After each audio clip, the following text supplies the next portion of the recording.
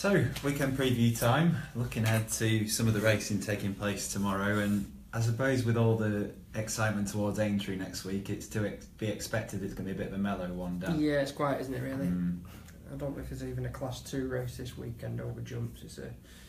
It's low-key, but as the cliche goes, a winner at Cheltenham doesn't pay any bigger a price than a winner at Kelso or Uttoxeter, and I hope we've got 4 of them, mate. A nice lucky 15 for punters in the betting shops on Saturday. As you say, yeah, and 2 of the races that you've looked at for us are on A2B4, so it makes sense to start with them. And up at Kelso, decent card for all that at Kelso, and a handicap hurdle with the market at the moment led by Tax Me If You Can in the 225. Saw him win quite well at Kelso on More Battle Hurdle Day. It's a bit of a step up this. Is he up to winning it? Yeah, I think in theory he is. Price is your niggle, and the fact that he's an experienced horse who was unseated once and had to overcome mistakes on his hurdling debut. If you take his latest win literally, you see that he beat Sam's Gunner. You see that horse went on to win the EBF final, and you're immediately encouraged. So he's definitely a live one. I wouldn't put anybody off keeping him on side, but I wonder if the bet here is to go elsewhere, bigger prices, and back something each way. Of the each way horse, I think he's got the best chance of winning is Gas and Golf. Now, shoot me, I mean, he's a horse who's been very frustrating to follow. He's been back numerous times, not delivered. But what he is, this horse, is a out-and-out 2-miler who wants bad ground, and he's going to get it at Kelso. He's running against northern horses, and whilst I've got completely northern roots, got to appreciate that the quality of racing isn't as high. So he's coming here from the Imperial Cup, for which he was only a 16's chance to win that. He's half the price at this stage, looking at the early prices for Kelso on Saturday.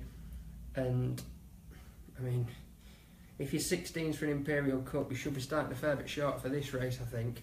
Tax Me If You Can's a real live one, but back Gas and Golf under ideal conditions, right trip, right ground, stable still in form, and hope that the dropping class finally allows him to get his head in front. Do you think that the price is because Tax Me If You Can's proving so popular that he's just drifted a little bit? Yeah, it shows a bit of that.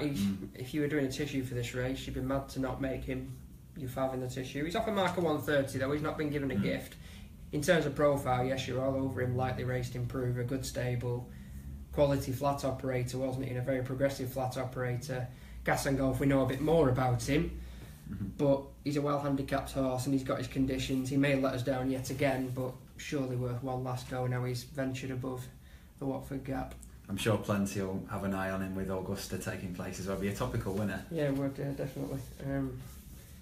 To be honest, that'll be most of my attention this weekend. Yeah, I think most people will be saying that. So we'll jump to the 3 o'clock at Kelso handicap chase. The market's led by Baywing at the moment, who was brilliant winner of the Ida last time. Yeah, he was. I mean, if ever a horse has improved for a trip, I mean, I was chatting to Will Kennedy actually at Uttoxeter the other week, and we were discussing what a perfect ride he'd given west of the edge, got everything covered.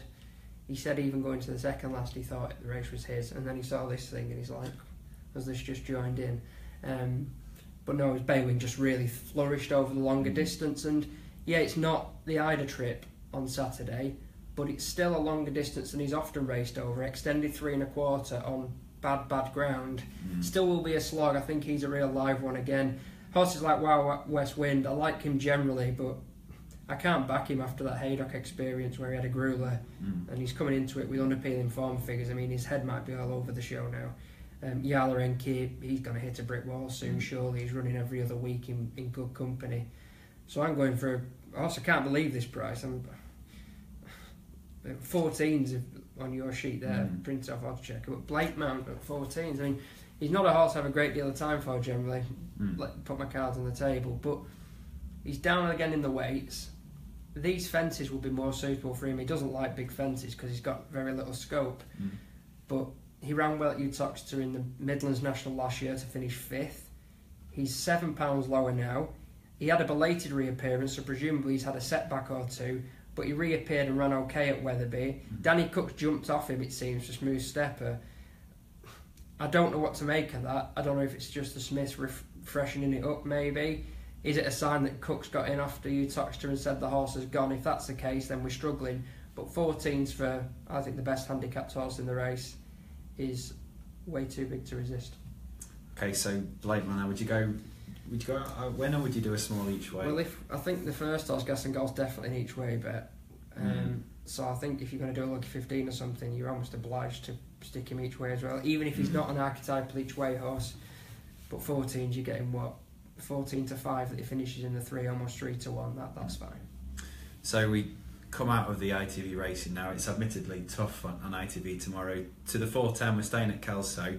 I haven't got prices out at the moment, but there's one in here that you're quite sweet on. Yeah, that's Martillu, who has just gradually got there this season. I mean, maybe it was a bit of a disappointment, the mare last time around, but she seems to have got her act together this season, and she's one of those who's potentially going to benefit from that new rule where if you're running a non-handicap and don't win, your mark can't be reassessed. And she returns here off 110, having perhaps run to 115, 120 last time in that non-handicap. So I think it's a bad race.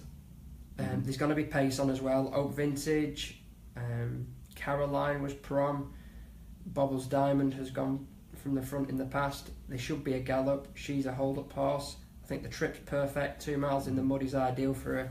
I think she's probably the best bet of the 4 we're going to discuss. And as there are 8 runners at the moment, it lends itself again. Even if she's 9 to 4, 2 to 1 or something, as she might well be, you'd take the each way portion of that, bearing in mind that it's potentially in a multiple with 2 bigger prices. Okay, so Marty there. 1 to go. Down to Uttoxeter. Must admit it looks at first glance a bit of a weak contest, but again one in here that you're pretty sweet on. Yeah, 2:30 Uttoxeter, and the horse is Hurricane Dylan. No flashy story. There's probably 2 form horses in this. Secret Legacy, who's had a few more tries, and that's the key thing, and he doesn't always find a lot. He didn't find a lot last time.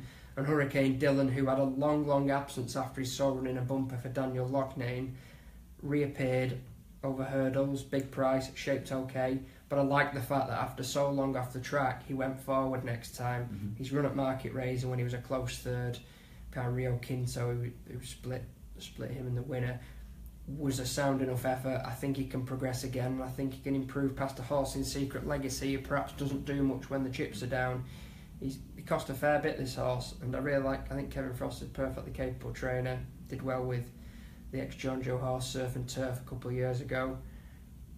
There's a bid here for one of his, 66 grand. I don't know if he picked it up subsequently. I imagine the sale possibly wasn't even his, but it shows you the fact that the horse went for that sort of cash, that better was expected coming out of points. And as you say, probably only 2 coming. This is a perfect each way race actually, because there's only 2 or 3 that have got any credible chance, and this will be potentially the shortest price of the 4, but it must have a great chance of overturning Secret Legacy, who just looks pretty beatable really. Okay, so to summarise, the 4 we've got, 3 at Kelso. Yeah, so it's lucky 15 time potentially. Each way lucky 15. Why not Gas and Golf in the 2 mile handicap? Of 225, yeah. Yeah, then we go to the big price Blake Mount in the handicap chase at 3 o'clock. Yeah. 4:10.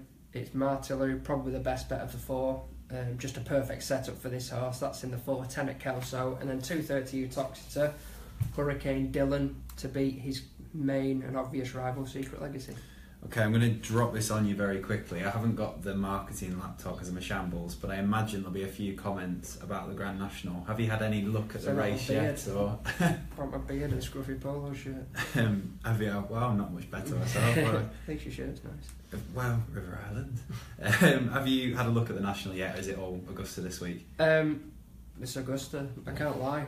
I was saying to this That's in the fair office. Enough, yeah. Timeform's jumps editor, I should be all over it, but I was saying to Phil, who's our Mr. Grand National, tell me what's going to win it, because I'm just dreading the week leading up to it of mates you've not spoken to for 5 years. Worst, isn't it? What you're backing. And if you tip the winner, then they come back. They just assume years, it's fine. Well done, he's got the winner, but he should do. And if you tip the loser, you're never at the end of it, so... We'll do it close to the time, Nicholas. No problem. I must say, I did the Yorkshire evening, the Yorkshire racing that evening with Ben the other night, and it was good. And looking at the race, it seems tougher than usual this year. I think all the ones at the top of the market have things to recommend them, but also cons as well. Yeah, we were discussing Total Recall in the office briefly earlier. A horse who you don't want to back any animal after a fall like that, but he was still looked like he had plenty left in the Gold Cup, and he's still got low mileage for the yard, isn't he?